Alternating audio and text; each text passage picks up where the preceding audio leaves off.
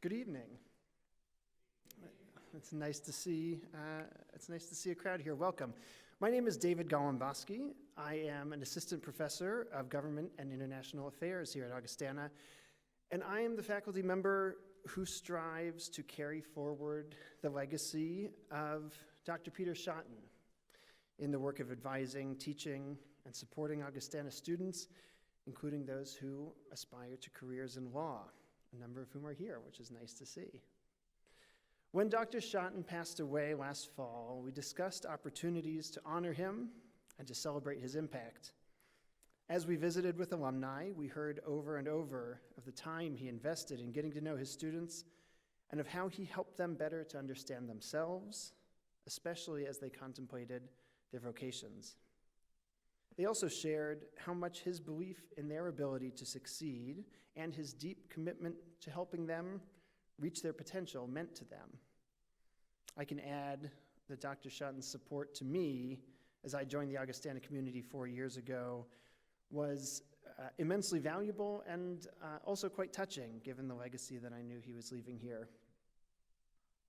Dr. Schotten held great appreciation for robust discourse. In particular, when students would encounter various educated viewpoints and find themselves wrestling with and articulating their own views. Our panel discussion this evening honors Dr. Schotten's great ability to both lead and engage in civil discourse with respect, thoughtfulness, and kindness. And it is sure to inspire us to reflect with great appreciation on his life of leadership, scholarship, teaching excellence, and service. When you arrived this evening, you received a card which includes a few highlights of Dr. Schotten's impact and many awards. It also includes information regarding how you can contribute to the Dr. Peter Schotten Scholarship for Government and International Affairs, a scholarship that was established in 2006 by 4 of Dr. Schotten's previous students to honor his positive impact on students studying government and international affairs. Recipients of the scholarship are to have a love of learning, they are to strive for academic excellence, and they are to display grit, tenacity, and the ability to deal with adversity. For those of you who have already contributed or who plan to do so, thank you. And please join us for a private reception and an opportunity to greet the justices following our panel discussion. We will gather up on this stage approximately 10 minutes after the closing remarks. It's now my pleasure to introduce to you tonight's moderator. Stephanie Herseth-Sandlin serves as the 24th president of Augustana University, the first woman to lead the university in its 161-year history. As a result of her leadership, the university is implementing its transformational strategic plan and campaign, Viking Bold, the Journey to 2030. Herseth-Sandlin graduated summa cum laude from Georgetown University and cum laude from the Georgetown University Law Center. Called to public service, she was elected to the U.S. House of Representatives in 2004, where she went on to serve 4 terms. She was the first woman elected to the U.S. House from South Dakota and the youngest woman serving in Congress at that time. Following her tenure in Congress, she became a partner in the Washington, D.C. law firm and later joined Raven Industries in Sioux Falls as the company's first general counsel and vice president of corporate development. President Herseth-Sandlin is celebrated for her leadership in the advancement of women, her commitment to diversity, equity, and inclusion, as well as her policy work centered on agriculture, renewable energy, veterans education, and tribal affairs. She was inducted into the South Dakota Hall of Fame in 2017, and in August of 2020 was named to USA Today Network's select list of Women of the Century in recognition of her significant contributions to the state of South Dakota and the country. Please welcome President Stephanie Herseth-Sandlin.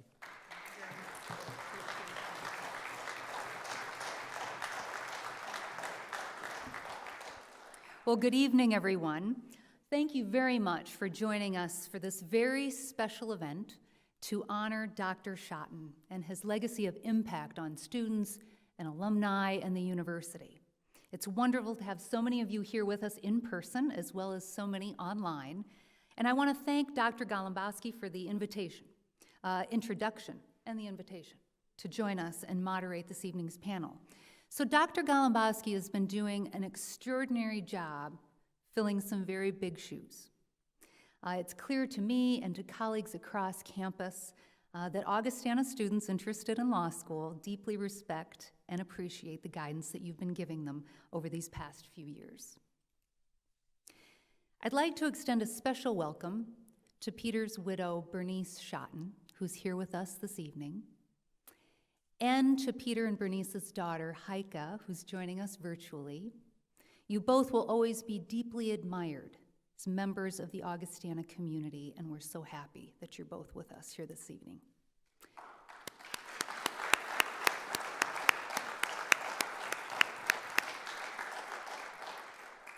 It's now my honor to introduce you to our distinguished panelists. The son of an Augustana professor and a homemaker, David Lillahag grew up on Prairie Avenue, just a half a block from campus. He graduated summa cum laude from Augustana in 1976, making him a third-generation Augustana alum. Augustana prepared him very well for Harvard Law School. He received his Juris Doctor degree cum laude in 1979 and went on to clerk for a federal judge. From 1994 to 1998, Justice Lillahag served as the United States Attorney for the District of Minnesota, the federal government's chief prosecutor in the state. For 25 years, he also was a lawyer in private practice, representing clients in high-profile litigation and investigations, and was well known for his pro bono work. In 2013, he was appointed to the Minnesota Supreme Court. In 7 years on the court, Justice Lillahag sat on more than 600 cases and authored 140 opinions. He was the court's liaison to the Rules of Evidence and Criminal Procedure Committees, the Alternative Dispute Resolution Board, tribal courts, and the Lawyers' Professional Responsibility Board. Justice Lillahag has maintained his long relationship with Augustana. He received an honorary Doctor of Laws degree in 2019, was the commencement speaker in 2018, received the Outstanding Alumnus Award in 2006, and served on the Board of Trustees. Please welcome Justice David Lillahag.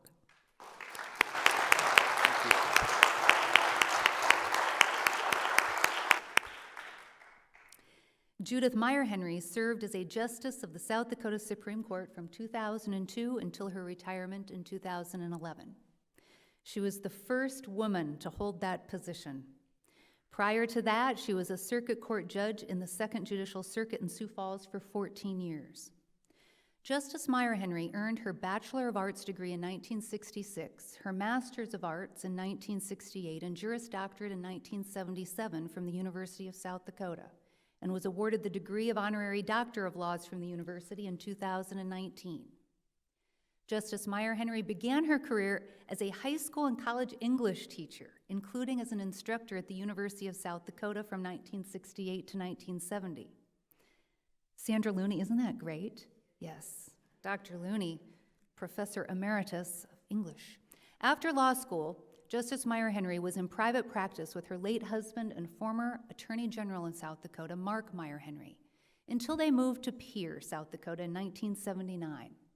While in Pierre, she served as Secretary of Labor and Secretary of Education and Cultural Affairs. After that, she worked for Citibank in Sioux Falls as Senior Manager and Assistant General Counsel.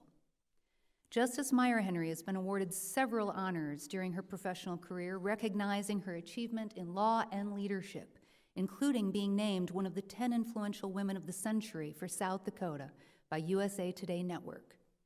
She served as a role model for so many of us, women across South Dakota. We were inspired by her career serving the public and breaking glass ceilings along the way. Justice MEIERHENRY has authored legal articles published in the South Dakota Law Review, co-authored the South Dakota Trial Handbook for Lawyers with her husband, and co-authored a family history, Steps in Time, a family album with her sister, Arla Wertz. Please welcome Justice Judith MEIERHENRY.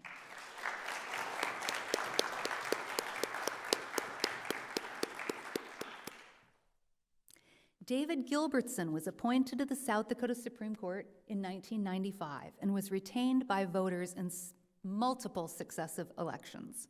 5 times his fellow justices elected him to serve as Chief Justice.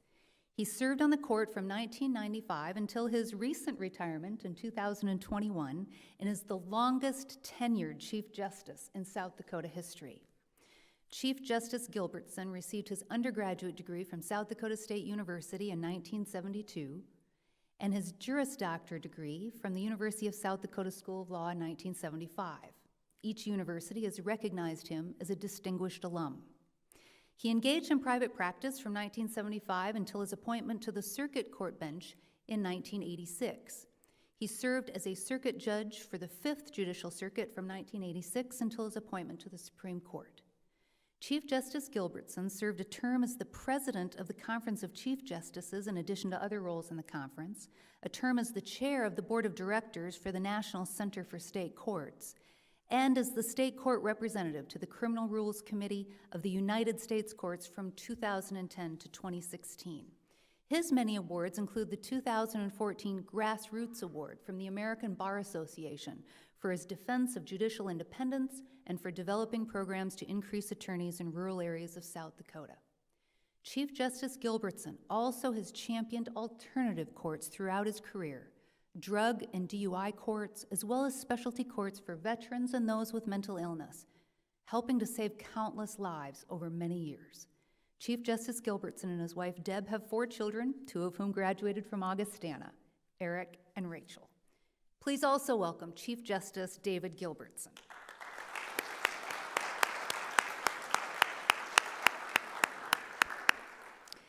Our theme for tonight's panel is the challenges of the judiciary in a polarized world. We recently witnessed the confirmation process for Justice Ketanji Brown Jackson, the first Black woman appointed to the United States Supreme Court.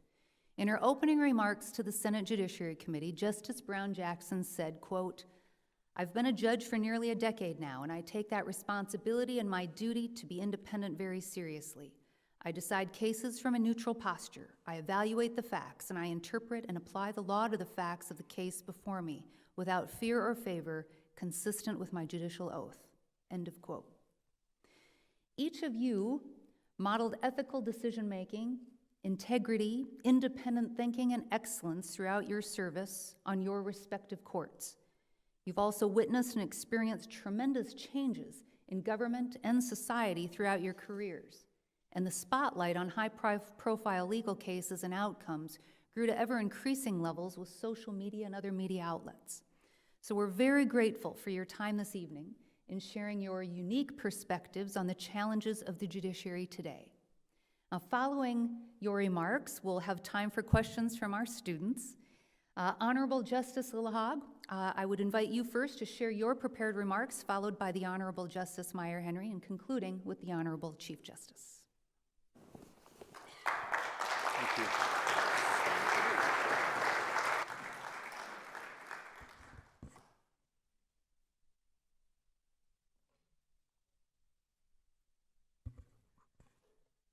Well, good evening, President Herseth-Sandlin, Chief Justice Gilbertson, Justice Meyer-Henry, Bernice Schotten, distinguished guests. Before we begin our dialogue about the judiciary, I'd like to take a few moments to say a few words in memory of Dr. Peter Schotten. I had the honor of having him as my teacher in the first 2 years of his time at Augustana, starting with his constitutional law class in 1974. Like many law school professors at the time, but he was a college professor, he taught by the Socratic method.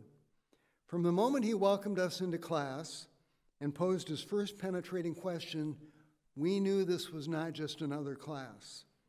He made us think critically about what we had read, made us question our assumptions and our biases. Now that's part of a true liberal arts education. And it was clear that he loved the Constitution and its values of the rule of law, separated powers, individual liberties, and justice for all. I was hooked, and I took every possible class that he taught. By the way, to us students, he seemed like kind of an old guy. Only after graduation did we realize this was his first academic position, and he wasn't that much older than we were. He just seemed really wise, and he was. Peter didn't just care about us in class. He took an enormous interest in our futures. For example, he put together an LSAT prep class. That's the law school application exam. These days, students pay thousands of dollars to big companies for what Peter did in the evenings without charging us a dime, and he was really good at it. Once the test scores were in, then Dr. Schotten got energized. He encouraged his students to reach higher, always tempered with a dose of realism. In my case, he helped me get into Harvard Law by calling a contact there and writing an influential letter of recommendation. His advocacy for his students is among the things for which we are very deeply grateful.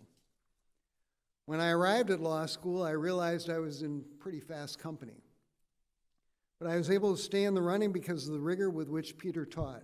He prepared us well. And Peter didn't just disappear after commencement. For many alums, Peter remained a friend and advisor. He always enjoyed a good argument. He would want you to take him on, but always in a vigorous, professional, courteous way. His former students helped establish and fund the Schotten Scholarship in the government department, and I encourage you to remember him by contributing to it. Peter's death is a great loss to his family and friends and colleagues, of course, but also to his congregation, to Augustana, to the Sioux Falls community, and to the academic world. And as we continue to celebrate his gifts to this university, we wish the peace of God, which passes all understanding, to his wife Bernice, his daughter Cheryl, and to the rest of his family. Dr. Peter Schotten will always be of blessed memory. So now let me turn to the subject before us, the judicial role in a polarized nation. I think it's almost law by now that if you're going to talk about the framers of the Constitution, you have to start with a rock star, Alexander Hamilton. No, there will be no singing tonight. But in strict compliance with that mandate, let me paraphrase what Hamilton said in Federalist number 78. He characterized the judicial branch as the least dangerous branch because the executive had the sword and the legislative had the purse. Well, dangerous? Maybe, maybe not. That was before Marbury versus Madison and the evolution of the Supreme Court's power to declare statutes passed by Congress and signed by the President to be unconstitutional. But it's true that the legitimacy of the judicial branch orders rests heavily not on the sword or the purse, but on the trust and confidence of the American people. I regret to say that that trust and confidence has been shaken. The most recent Gallup and Marquette University polls on the subject, they poll this question every year, show that Americans' opinions of the Supreme Court and of the judiciary generally have dropped to a new low. I think there are a variety of reasons for that. I think the judiciary is thought of in the same manner as other parts of government, and the political dialogue has become so much about culture, the culture wars. We now have organized interest groups on both the left or the right doing national litigation, looking for cases to take to the Supreme Court when they deem it as favorable, and heavily involved in the selection process. It's hard to believe that not all that long ago, Ruth Bader Ginsburg and Antonin Scalia, two different judicial philosophies, were confirmed by overwhelming votes. We've had the amendment to the filibuster to exclude judges in the U.S. Senate. You now don't need to reach across the aisle to get a confirmation to happen. A lot of things have happened in the last 20 years. But the place where you first saw the court really questioned, ever since the court packing scheme of the Great Depression, was the decision of Roe versus Wade. And I predict that the percentages in Gallup and Marquette will fall again by July after the Supreme Court issues its decision on the right to an abortion. So what can and should the judicial branch do about this diminution in its foundation, in the public trust and confidence that judges will deliver fair and impartial justice. I have a few suggestions, and I hasten to say I don't have the power to implement any of them. First, the judicial branch must be more transparent in its proceedings. I believe firmly that when the public sees judges in action in judicial proceedings, most of the time they will be impressed or at least have a better understanding. In Minnesota, appellate arguments are live streamed and archived. If you get tired of watching paint dry, you can turn on the Minnesota Supreme Court and watch an argument. The fact that and we saw the televised trials recently of 2 police officers charged with homicide in the course of their official duties. The fact that the U.S. Supreme Court still bans cameras in its own courtroom and in all federal courtrooms is an antiquated view of the meaning of a public trial. The times have changed. Further, the Supreme Court must be more transparent in its early decision-making. Many of you have heard of the shadow docket, where the court keeps in place or removes stays of lower court decisions or keeps in place injunctions or removes them, including nationwide injunctions, a single U.S. District Court judge in a single district declaring a law unconstitutional and issuing a nationwide injunction. Now that's power. In high-profile cases, most of the lower court decisions are supported by at least some written rationale. You have some idea what the judge is thinking. It's absurd to me that some of the most important decisions on the shadow docket of the Supreme Court aren't explained by even a few paragraphs of rationale so that the public can understand. They may not agree, but they need to understand. This peremptory behavior makes the court look result-oriented rather than instilling confidence in the rule of law. Third, the Supreme Court justices need to do more to promote civic education. I had a lot of good civic education in the Sioux Falls school system, and of course in college in the political science department. We are seeing such programs cut throughout our school systems. And the justices and all judges need to become more involved in civic education, not talking about why they decided particular cases, but about how they do their work and how they approach the idea of fair and impartial justice. But sometimes the message that judges are separated by philosophy rather than partisan differences doesn't come through. I was pained to see Justice Amy Coney Barrett defend the court recently with an eloquent statement that really got swallowed up. Why? Because it was delivered at an event at the McConnell Center. That's Mitch McConnell, with the senator in the audience. That was not perhaps the best way to send the message of judicial independence and nonpartisanship. Second, the U.S. Supreme Court needs to have a code of judicial conduct that is, if not enforceable, at least based on recommendations from outside adjudicators. It cannot be that judges in this state and my state are bound by the Code of Judicial Conduct, and yet the Supreme Court justices have none, at least guiding their behavior. Third, appellate courts should better strive for unanimity or at least the avoidance of close decisions. When members of the public see a 5-4 decision in the U.S. Supreme Court or a 4-3 decision or a 3-2 decision in a state Supreme Court, that does not promote confidence in the law. On the Minnesota Supreme Court, we would deliberate for as long as it takes, take a tentative vote, and then once the votes were tallied, the Chief Justice or I or some other justice would say, "Isn't there something we can do to come together?" And that's contrary to what seems to be the prevailing idea in the political and legislative branches that compromise is somehow a dirty word. I'm not talking about giving up on deeply held principles. I'm talking about a court arriving at narrower holdings with a broader support. Our court historically has a unanimity rate above 70%, and I think last year it was about 80%.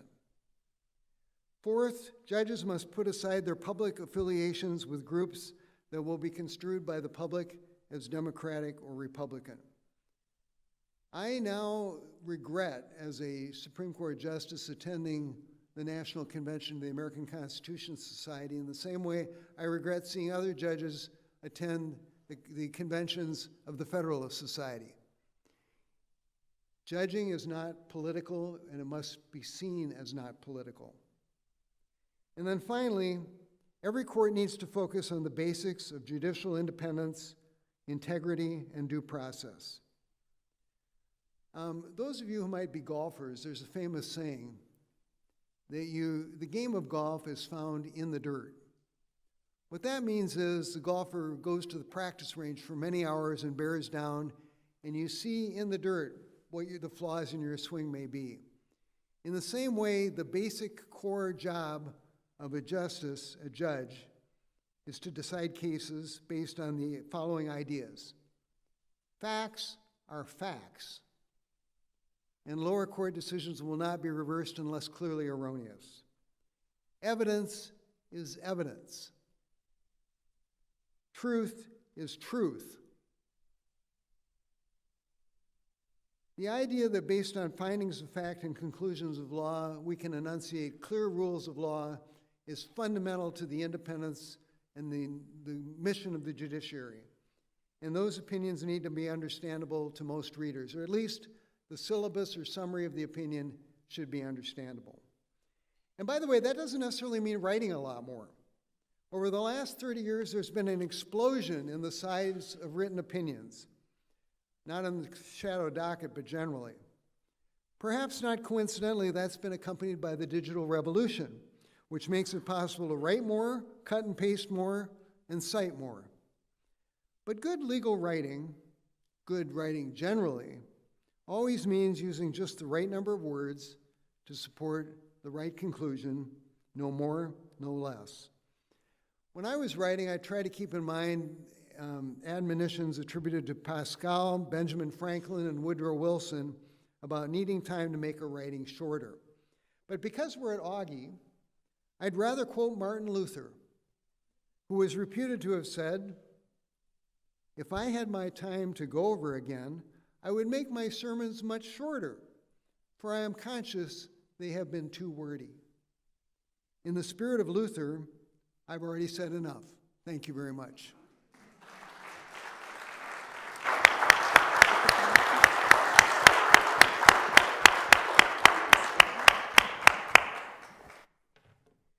I'm going to stand up here too. I was going to sit, but I have to go through my notes because half of them are already been talked about.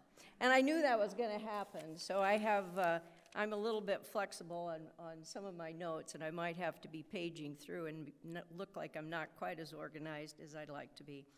But I don't disagree with anything that's been said. I think that the observations of the justice are right on.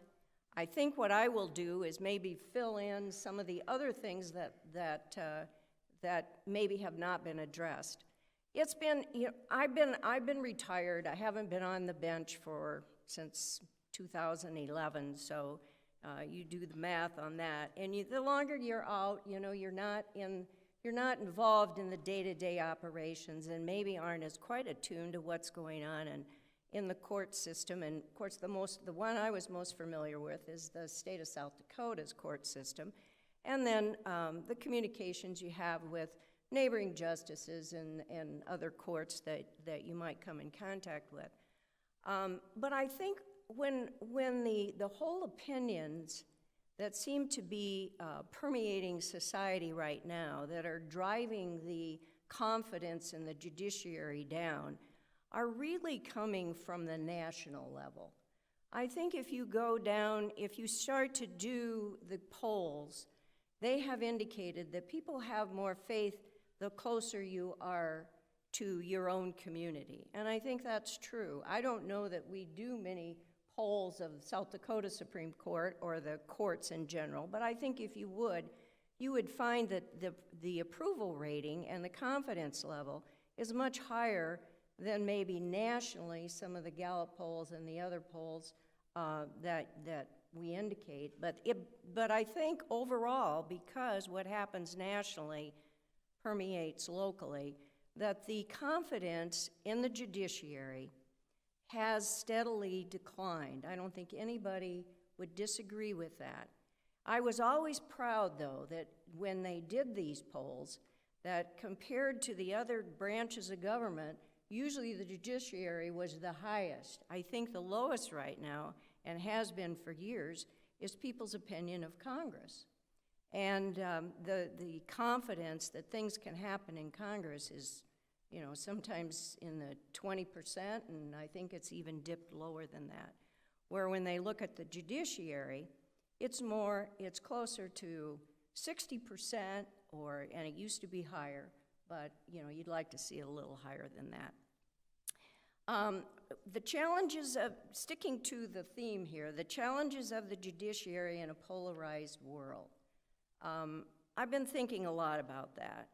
The challenges, there's a lot of challenges for all of us, I think, in this polarized world. And what's happened with the judiciary is the same thing that's happening across the society as a whole and all of the other institutions of government. There seems to be such a polarization now that people can't sit down and have a civil discourse. And when Congress can't pass anything, they can't seem to get things done. When they have a judicial appointment, they can't even be civil in a hearing. And I think both sides of the aisle are guilty of that. And you wonder why? How did we get to this? Why, you know, you teach kids when they go to school that you go on the playground and you may pick sides and you have teams, but at the end of the game, whoever wins or loses, there's a certain amount of understanding that this is just a game, and that sometimes you're going to win, sometimes you're going to lose, and maybe the other team was better that time. Or maybe you just, as I go to a lot of basketball games, and at the end they all line up and they go up and down and shake hands with the other team, and they tell the other players, you're doing a good job, you did a good job. You recognize that. And that's what we've taught. We've taught our kids, gosh, I hope we're still doing that. I certainly see that in young people. When I get to watch the young people in college, and I've got a bunch of grandkids that are right at that level right now going to college, it does renew my faith that maybe the next generation, and I guess I'm looking at the college students here, it all depends on you to turn this around. And I don't know how it's going to happen. But the other thing I want to point out is that we hear so much about the federal government and the federal judiciary, and 95% of the cases in the judiciary are taken care of in the state courts.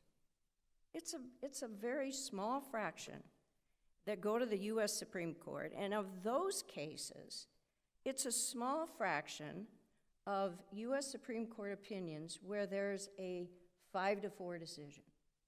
The most of them are really, there'll be maybe unanimous. There was one that came out this morning that was unanimous.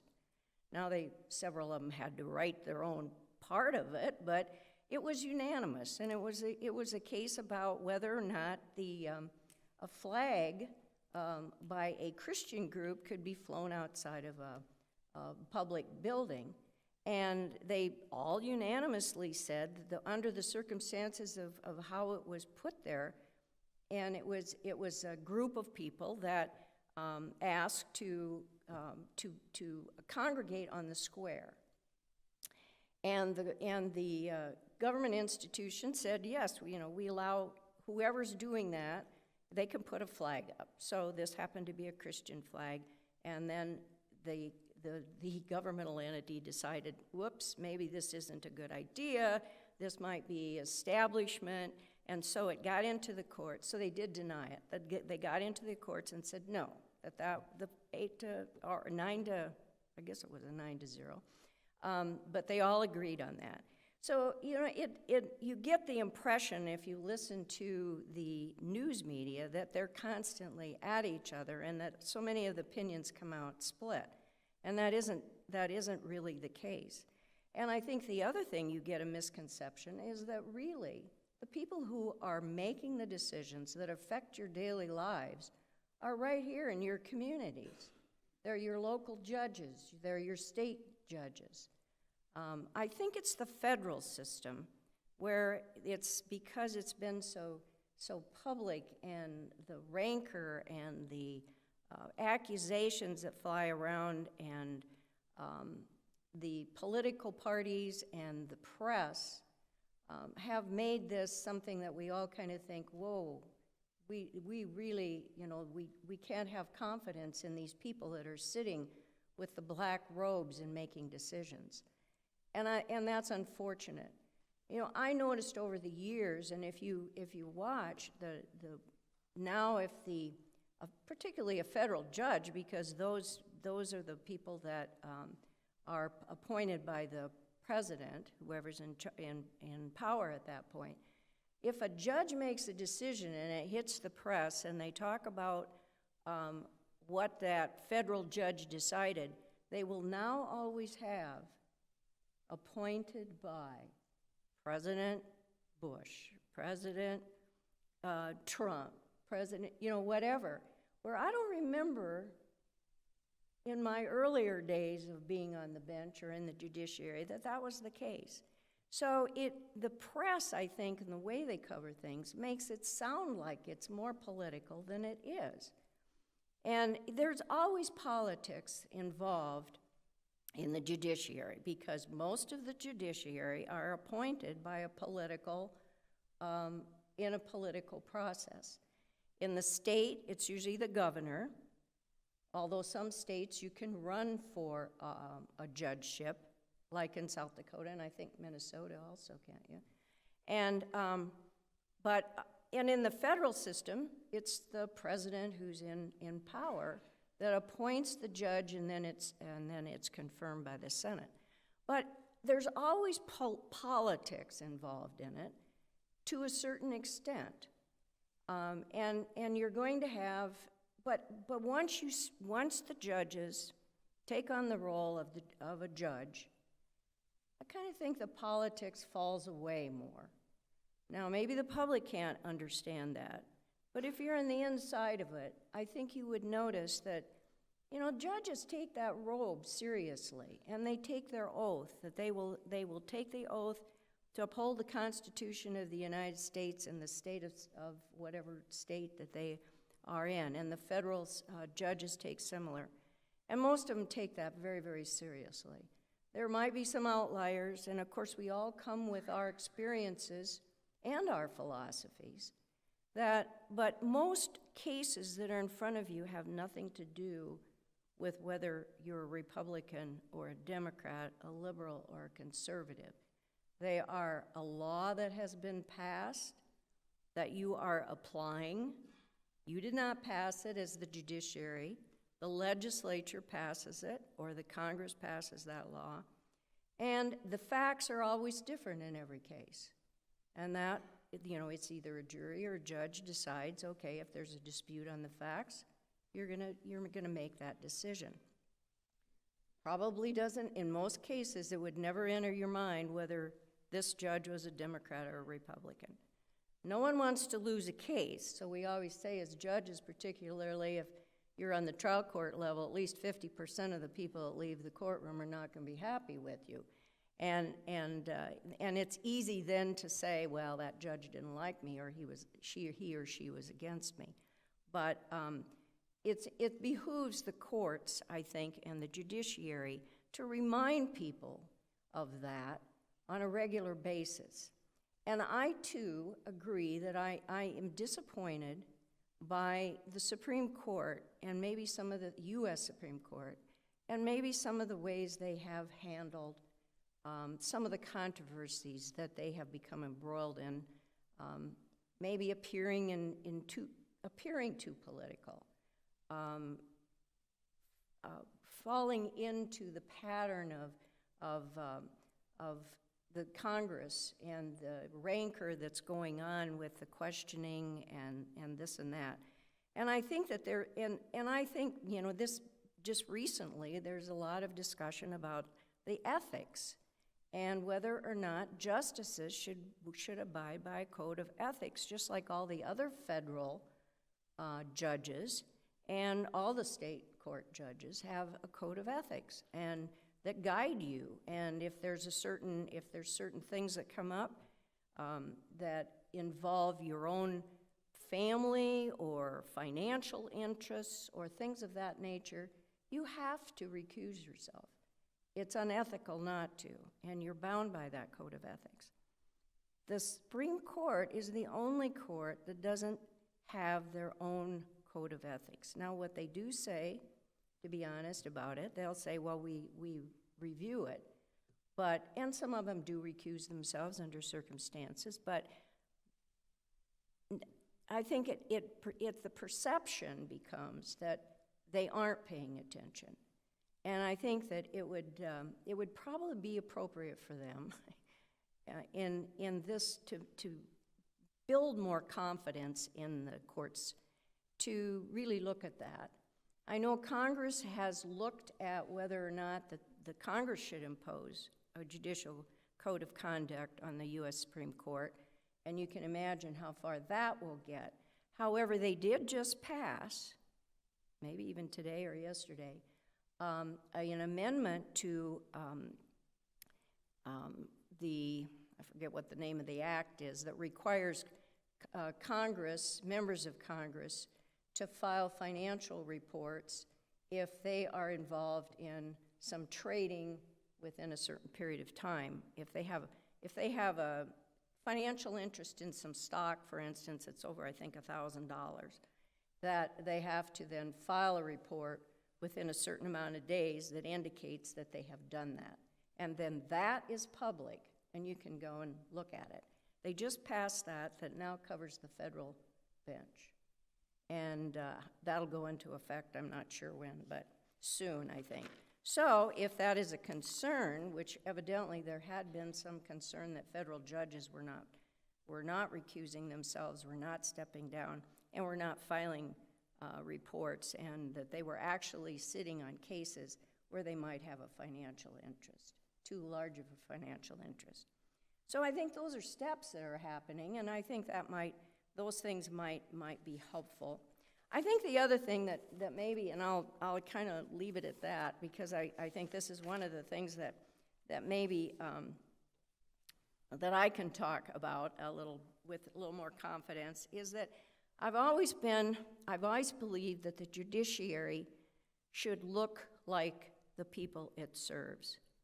And diversity on the bench is very, very important. If you come into court, whether it's federal or state, if none of those people sitting up there in the robes look like you, it does give you less confidence that you're going to be treated fairly. Maybe it isn't true, but it's a perception. And it's very heartwarming to know that we have really made some progress on diversity.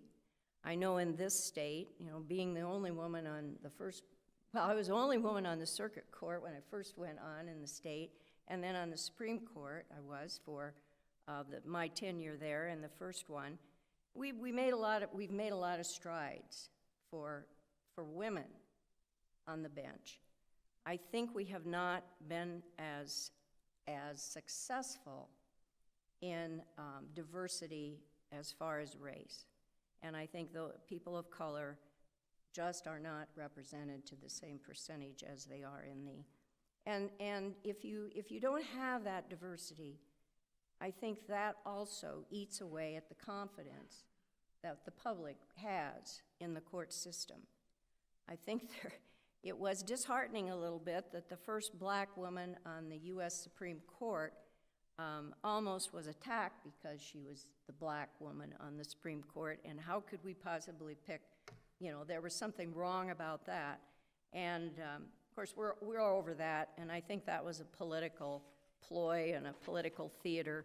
But now the Supreme Court U.S. Supreme Court looks a lot more like the public it serves in the United States. I have tons and tons more of notes. Maybe we can talk about some of these other things, but I have hope. I really, I don't have specifics, but I think that, we've been through these things before. The courts have been attacked before. This is a country that has reunited after a civil war. I have lived through lots of periods of times where the courts have been under attack. I think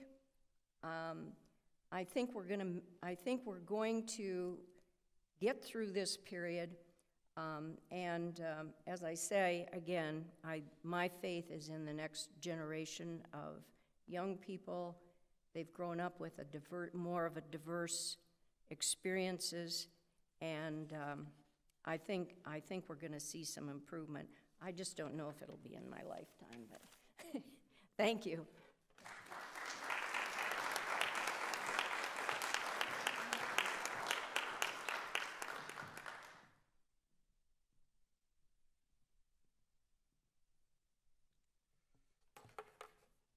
Good evening.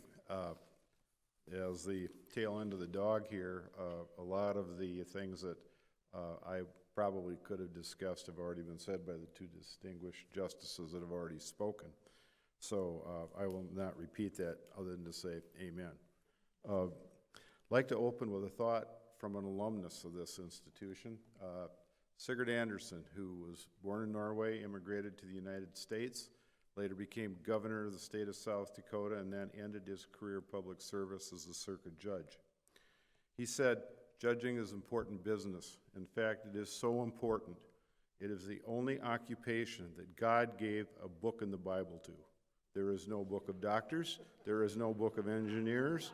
There is no book of accountants, only judges." So, thank you, Sig. But I maybe want to focus a little bit more, because our other speakers have talked about the situation at the federal level, more on the state level, because as Justice MEIERHENRY pointed out, actually the figure is now 98% this year. 98% of the cases that are filed in the United States are filed in state courts. That's also the system that I have the most experience with, as I spent 35 years being a judge and then later a justice in the state court system. When I first came into that system, it was basically reactive. And I thought that was one of the flaws of the system. People brought their disputes to the court gave them a decision, sent them on their way, for better or for worse. And for years, I think the system slowly deteriorated. We had 50% recidivism rates coming out of the state penitentiary, people with 7 DUIs. Things were not getting done the way that they needed to be done. And I think that everybody kind of woke up to that, and so slowly but surely the tide turned, and from being a reactive system became more proactive to provide additional services that the public needed. And just as an example, in South Dakota, it occurred that we were slowly losing access to lawyers in rural areas. We're in Sioux Falls tonight, so maybe it isn't quite so important here, because you have a third of the lawyers in the entire state in this city. But there are 48 counties in this state that have under 10,000 population, and many of them have no attorneys, or maybe one who is probably about my age and ready to retire. And it wasn't just South Dakota. When I checked at the National Center for State Courts, every state in the country had that same problem. California had it, New York had it, Georgia had it, where there were counties that had no attorneys. Well, if you don't have attorneys, you might as well shut the courthouse up, because the judge can't do much, and the public really doesn't have access to an effective judicial system. So what South Dakota did was we became the first state in the nation to say, we, as a matter of policy, will encourage people to go out who have graduated from law school and establish a law practice in a rural county in this state. How are we going to do it? Well, we're going to pay these people enough money to reimburse them for the cost of their legal education if they agree to practice law in that rural community for 5 years. And the hope is, of course, after 5 years, then they would like it well enough that they would stay there permanently. They become a member of the community. And a program such as this has become such an outstanding success that we now have placed 28 lawyers in the last, 8 or 10 years in South Dakota that are practicing in rural South Dakota. So the people in those rural areas now have fundamental access to a court system, and they don't have to drive 100 miles to an Aberdeen or a Sioux Falls to consult a lawyer. Another area that made us more proactive is, and it was touched on earlier, is you don't just say, okay, you committed a crime, you're going to prison, or we're going to put you on probation. The more fundamental question is, why did you commit the crime? And in all too many cases in South Dakota, the crime was committed by people who were masking as an addiction, a drug addiction, alcohol addiction, mental illness. They may be stealing something, which is of course a crime, but they're doing that to feed that addiction. And really, all we were doing was warehousing these people, letting them back out. They were still addicts, and the situation was just a revolving door, not only for the people, but for the families, generation after generation, same thing. And so we decided to start a drug court program to deal with the fundamental problem, and that was drug addiction. And we started the first one in 2013, and we took a gamble on it. It succeeded very well, and then we kept moving the program into more towns and more towns in South Dakota. And now if you look at our alcohol courts, our drug courts, our mental health courts, and our veterans courts, we have 19 of them in South Dakota. We have 800 people in those programs. And it's not a get-out-of-jail-free card.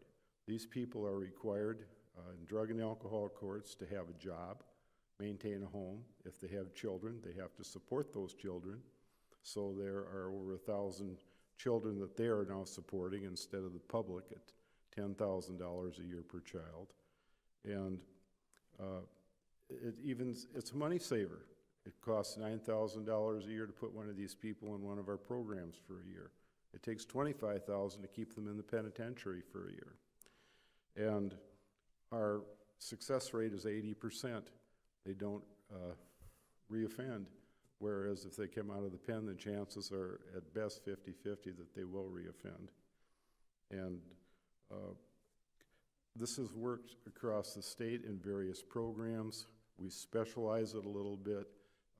If it's deemed to be a mental health issue, we bring in mental health professionals.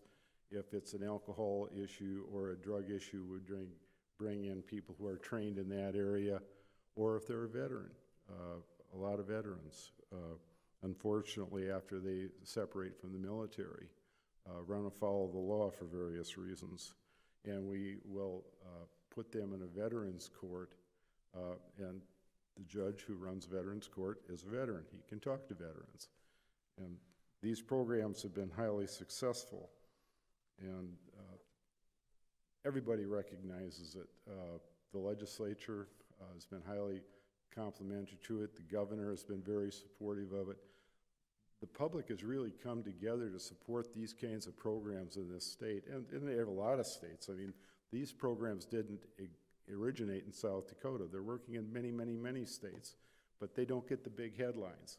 But they're working, and it shows that if properly done, a proactive judicial system can accomplish a lot of things and do good in people's lives. And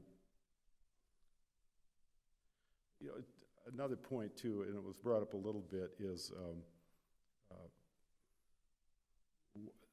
how a case is decided. And I sat on the South Dakota Supreme Court for 25 years.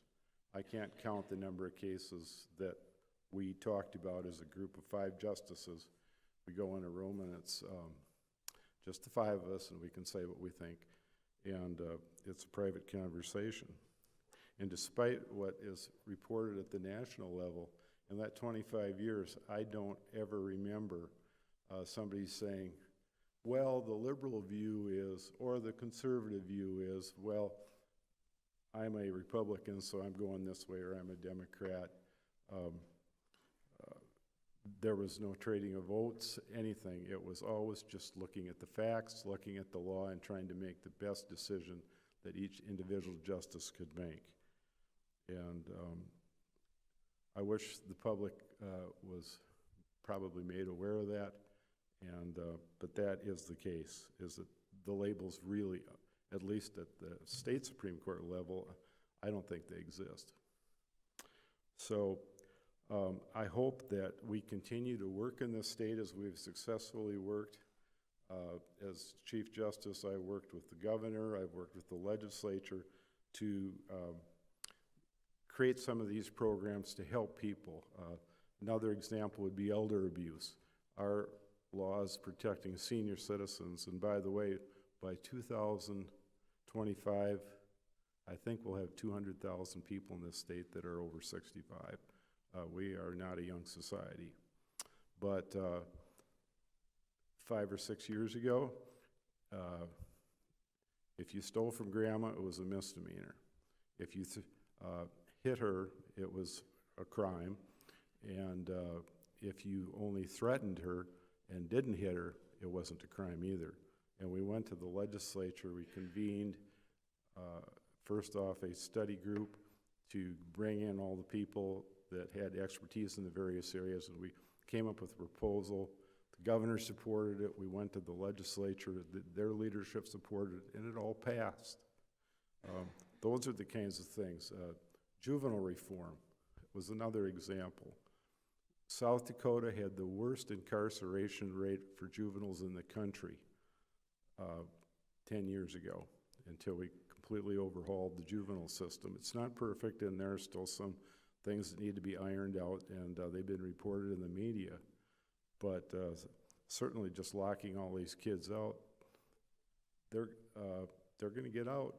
And when they get out, do they go back to the same sewer they came from?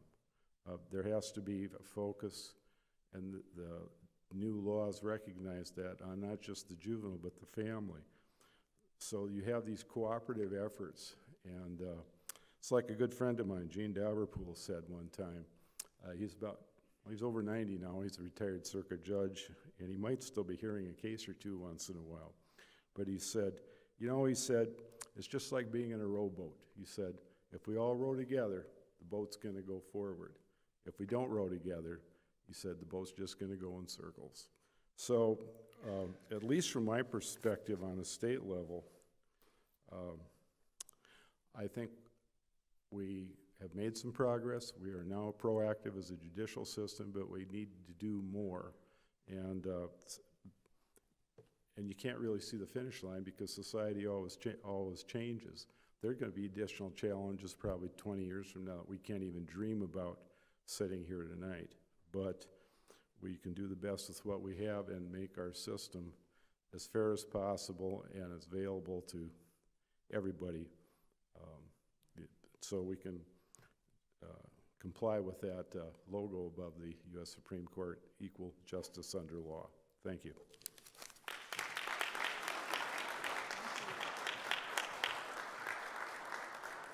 All right, let's see. Yes, the microphones are working. Wonderful. Well, that was terrific. Exactly what we knew we would get in terms of unique insights, distinctive insights from your experiences. And we thank you again for what you have done in your leadership, both for the legal profession and for the courts. We now get to hear more from the justices in response to questions from students. So I'd like to introduce them now. We have two of our Civitas Honors students, Cameron Simmons, who's a senior government and international affairs and Spanish major from Minneapolis, Minnesota, and Slater Dixon, a junior government and international affairs and data science major from here in Sioux Falls. Cameron and Slater worked with Dr. Golomboski as well as Dr. Joel Johnson, who is the Sanford Peter Schotten Distinguished Professor and Chair of the Social Science Division here at Augustana. They worked to help develop the questions for this evening. So please join me in welcoming Cameron and Slater.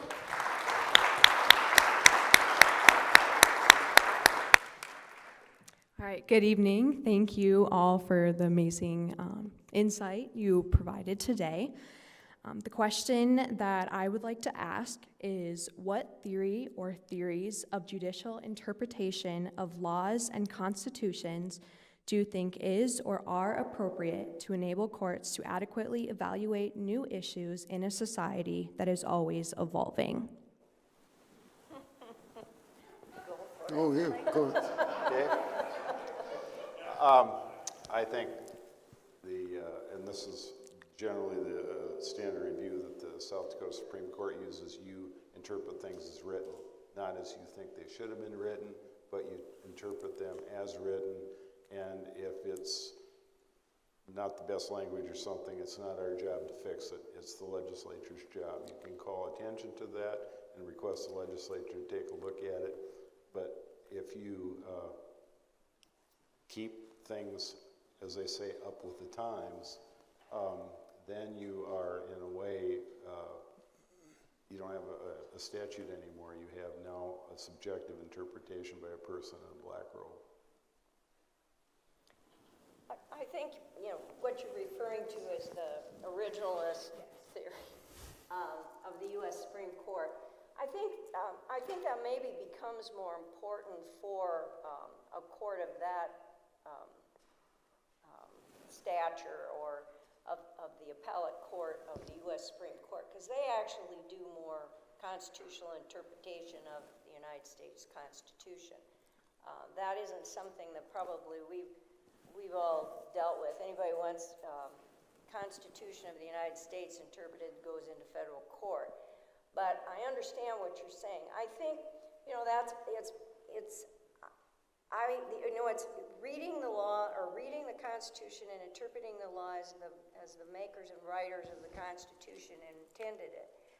I think that the justices, and I'm not a scholar on this line, but I used to read a lot of Scalia's, and he was kind of the forefront of that, the originalist, and he applied it, but sometimes you can't apply it.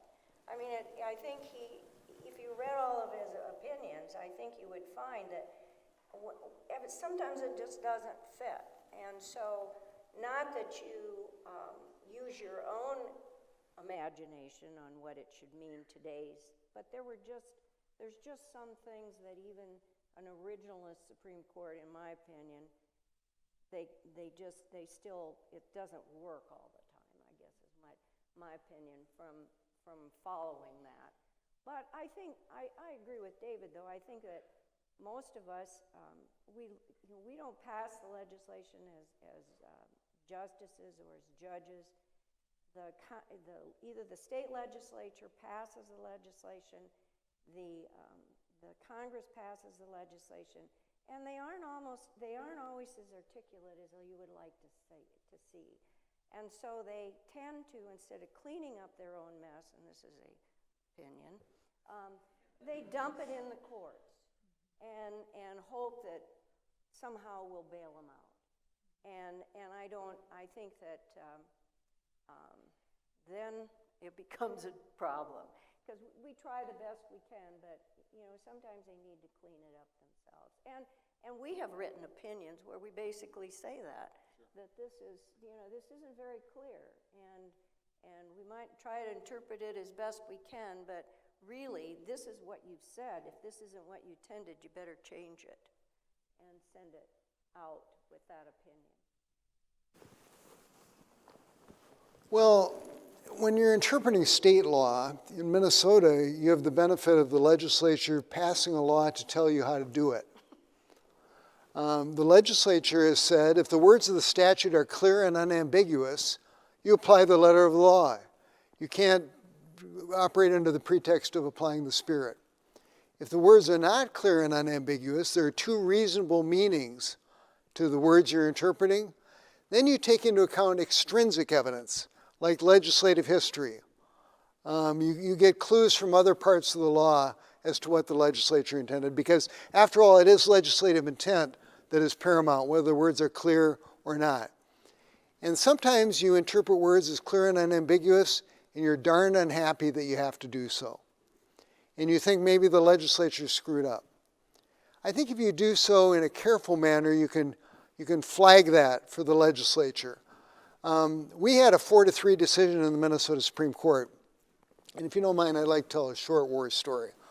A woman and her husband went to a resort in northern Minnesota for a nice weekend. And they went to the resort lodge and had a nice dinner, and then they went to the bar and had a few drinks. And then a few became more. And by the time they left the bar, they were pretty well drunk. And they got in the car, drove back to the cabin, and they started arguing. When they got out of the car, the argument escalated. The woman jumped in the car with the keys, locked the doors. The husband was so mad, he jumped on the windshield, pounded on the windshield, and actually broke through the windshield, attempting to grab her and smack her. She then, what were her choices? She couldn't get to the cabin. She couldn't get out of the car. She put the keys in the car, the ignition, and drove to the lodge with him hanging on, eventually falling off and running after the car.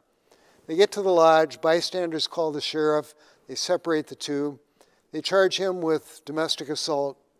They charge her with driving while intoxicated.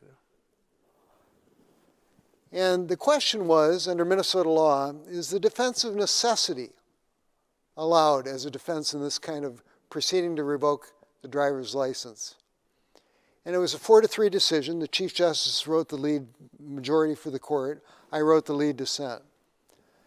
And the one thing we did agree on was that the result was terribly unfortunate and the legislature needed to do something. And they did so in the next session. Each house passed the amendment unanimously, and it was immediately signed by the governor. That's how the process is supposed to work, where the branches are speaking to one another, where judges do have to make decisions they don't like very much. Now, it's a little different when it comes to the Constitution. The law is you apply the Constitution's text, history, and purpose. And often constitutional provisions may be very specific, but often they're more open-ended. There's more room to apply your own judicial philosophy and to do what you think, not just what the framers may intended, but that a constitution is a living organism. Now, Justice Scalia would say that's just total hogwash. Justice Breyer might say that's pragmatic. Justice Thomas may say that's not originalist. So there are different judicial philosophies. I will say that textualism has become really dominant.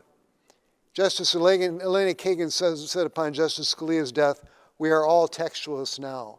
The idea that words have meaning, and you apply the words, and if the words don't work out, then it's up to the legislature or Congress to fix it. I do think that's generally right, but we need to make sure we're not doing dictionary justice, where how we interpret a law is going to be defined by what it says in Webster's or Merriam or Black's Law Dictionary. Because at the end of the day, the laws are about people and the laws are about power and the rights of people. Thank you. Slater? Oh, are you going to have another one, Cameron? No. Okay, all right.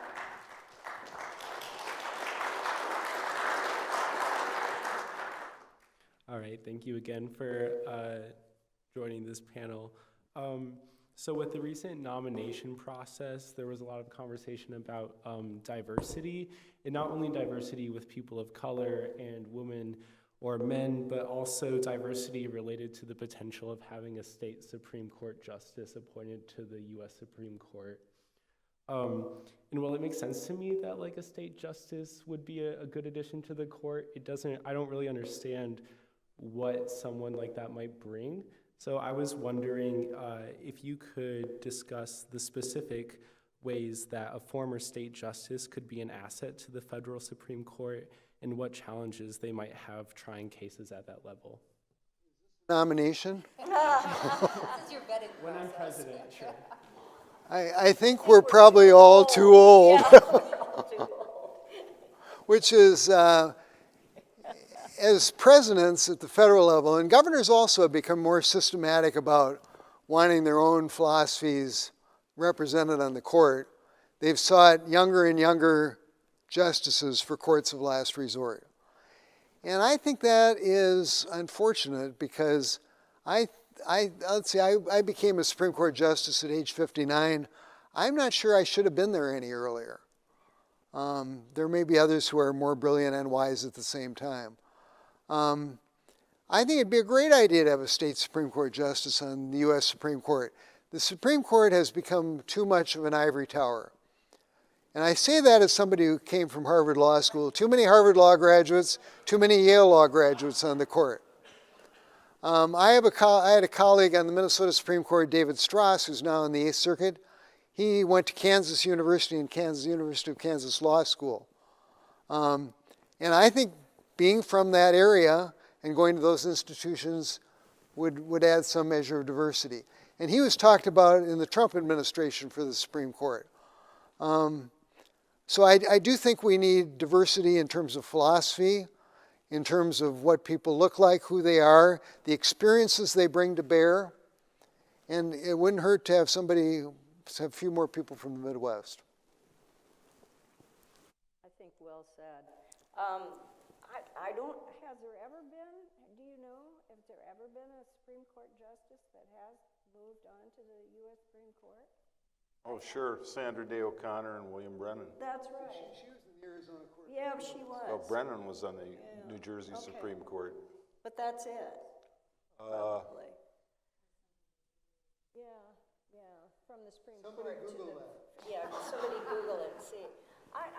I think it's a good idea too. Sure. I agree that I think it's become it's a very elite group of people that seem to have to be vetted to arrive at the level where somebody will accept them in the congressional process of confirming them, and so that they are limited to a certain extent. I'm dismayed about how many of them have actually been law clerks through a U.S. Supreme Court.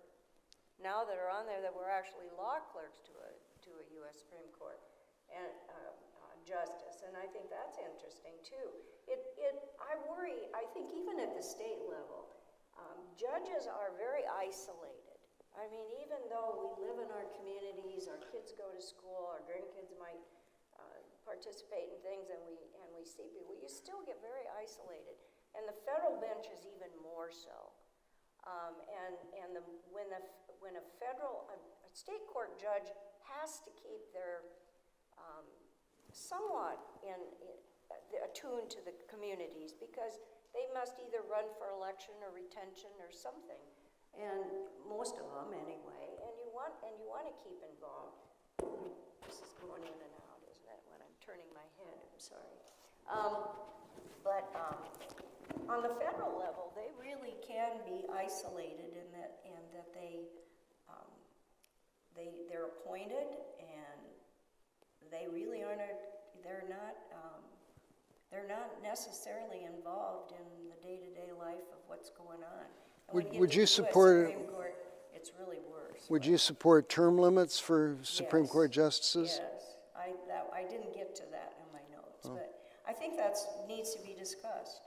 I think that's one of many things, and they just submitted that panel commission that was a bipartisan commission that took testimony, and they presented it to the president. You know, I doubt whether a whole lot will come of it, just like a lot of other things, but there's a lot of good discussion points in there, and one of which has been raised is whether there should be term limits to federal judges. 18-year terms for Supreme Court justices. Whatever it is, I think that maybe there's most of us you had to retire at 70? Yes. We have to retire at 70. The state courts, some of them 75 maybe, but most always state courts have a limit where you do have to retire, or you maybe are for a term and then you either get reappointed but you can only serve so many terms. terms, or, it's maybe one term. But I think that is a discussion that should be, I think that's a discussion that society should have on federal judges. I think they're appointed for life, they stay forever, and that's off the topic on that. I was privileged to have lunch with a U.S. Supreme Court justice, and he told me, starting out of law school, he opened up his own shop, as a solo practitioner, talked about filling out warranty deeds. And I'm thinking, wow, this person actually knows what it's like to be a lawyer. And I was really impressed by that, that was part of his background. And as what's already been said is now, it appears that the current makeup of the U.S. Supreme Court, you don't see that anymore. And so the diversity in experience and diversity across the board is a good thing. Mm-hmm.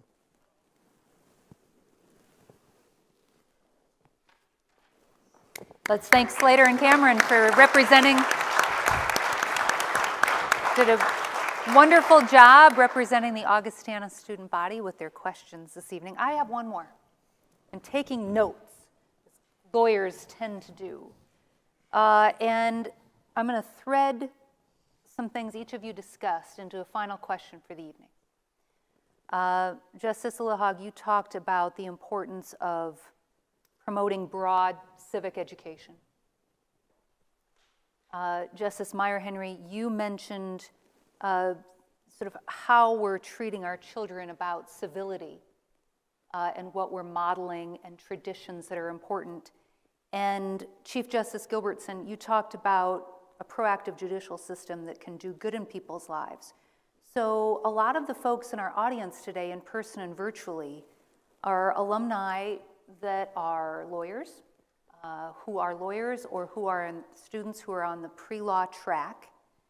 And I think it's important, and what you all have shared tonight is the importance of being engaged in civic life and the role of judiciary in our as a democratic institution, but whether it's state courts or federal courts, the tearing at the fabric that's been happening over the past, say, 20 years, that each of you have commented on. The law can be a powerful tool for negotiating conflict, and it can also be a powerful tool for working toward reconciliation, applying and respecting the rule of law. But, and I think Justice Lillahag, you mentioned in your comments about how more and more of the special interest groups, especially at the federal level and national litigation, perpetuating division in the country, influencing the selection process, waiting for cases to perpetuate the culture wars. So what advice might you offer current or future lawyers tonight, drawing from your own experiences in not just the cases that you've ruled on, but other service, other things that you have done throughout your legal careers, whether as judges or whether you are in private practice, that they can use their training in ways that can mitigate the risks of division, that can strengthen community, restore civility, ensure fairness and justice, and do good for people? Objection, compound question. Indeed. You want to go? That's a tough question. I don't know if I can answer that. I think everybody needs to, as a society, I think we need to try to get to the point where we can civilly talk to one another, even if we disagree philosophically. I don't know how we got where we are today, but it's pretty sad. When you read about families can't even have Thanksgiving dinner together because they disagree politically on who should be president or who should be this or that. I think it just, you need to try to be the one that changes where you can. And sometimes it can be a family, sometimes it can be working with young people, younger than even college student people. And I think when we all fall into it every once in a while, where you you just want to choke the other person because you don't agree with what they're saying. And you have to, I think, we all have to just sit back and go, wait a minute, that's not who we are. And I don't know, I think you have to try to live an exemplary life if you can. And I think you need to demand from your political leaders that they be leaders and not just constantly. I mean, I'm starting to get these letters from the politicians for money. And I am really disgusted by the language in some of these letters. And it's like, I want to hear what you are going to do, not how dastardly your opponents are or the other party. And I think those things you need to demand of them. They need to be leaders and not feed the division as much. But that's all I can say. I think the quote's attributed to Robert Kennedy. You know, he said, if he said it, don't ask why, ask why not. And I think that we have just started within the legal system to start implementing that, thinking outside the box. Don't wait for the legislature. Don't wait for the executive branch. Within our sphere of constitutional authority, and let's do what we can to move things forward, to make things better, and maybe we'll be able to drag the rest of them together and drag them along with us. But I think that that is a major challenge. Once again, being proactive, the system, the legal system. And just because it hasn't been done for 200 years doesn't mean it can't be done today. Society is changing, it's evolving obviously by the day, and the legal system has to do that, and at a minimum to keep up, but even better maybe being out front. Reason why a state Supreme Court justice should be on the U.S. Supreme Court. Amen. Well, there are Supreme Courts that are dysfunctional. Yes. I noticed Justice MEIERHENRY talked about sometimes we want to choke the other person. There's a state adjacent to Minnesota where that allegedly occurred within the last few years among Supreme Court justices. But I was thinking, to the tenor of your question, I was thinking more broadly about that, especially yesterday, when I attended the memorial service for Vice President Walter Mondale. You can agree with the positions that he took, the legislation he fought for, you can disagree. But everyone agrees that the man had integrity and he built relationships across the aisle. Now, I don't know if that's still possible in the United States Senate anymore, but I do know that it's possible on state Supreme Courts, state appellate courts, collegial courts. They're called that for a reason.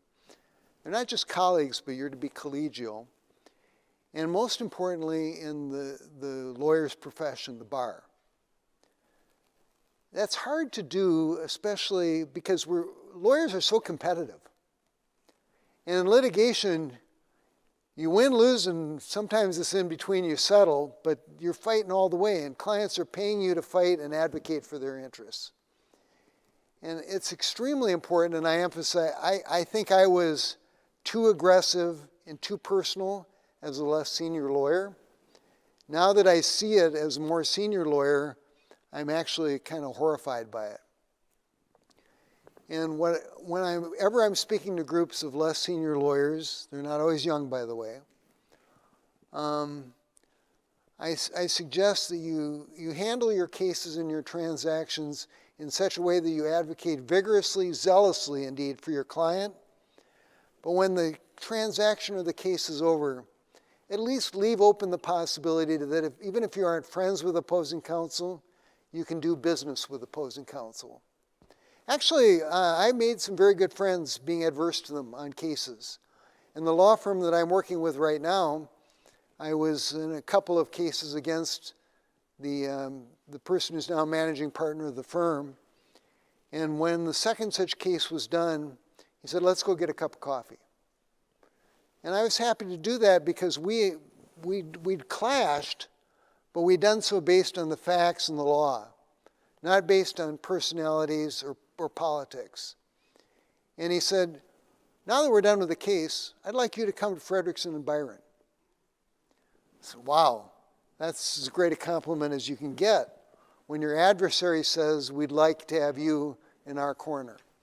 And I ended up joining the firm, and when I left the Supreme Court, and it was made clear in my household that I needed to be intellectually engaged in something else, I went back to the firm 1/3 time.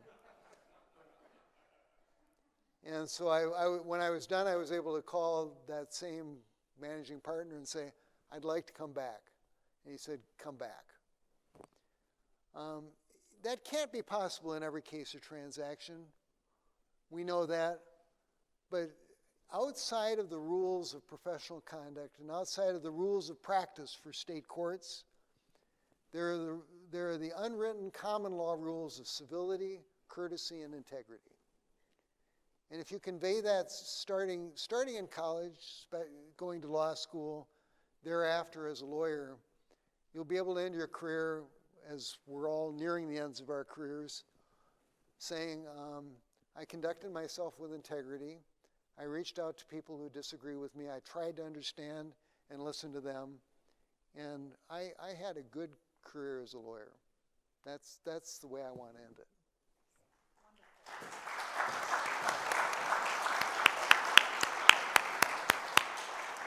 Well, another special thanks to Justice Lillahag, Justice MEIERHENRY, Chief Justice Gilbertson for sharing their wisdom and knowledge with all of us this evening.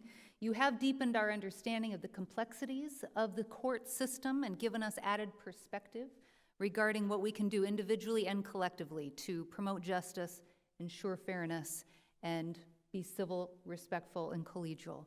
In addition, I'd like to thank Dr. David Golomboski, who's going to come up for a final announcement, as well as Joel Gackel and Nancy Davidson for their work in planning this extraordinary evening. And let us give thanks for the life and the legacy of Dr. Peter Schotten. We celebrate all of our Augustana alumni who honor his life's work through their commitment to the rule of law and civil discourse and their lives of leadership and service.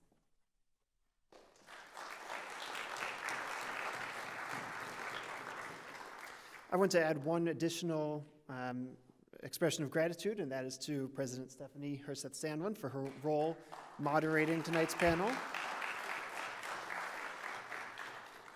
I want to also add a reminder of tonight's invitation to contribute to the Dr. Peter Schotten Scholarship to support students in government and international affairs.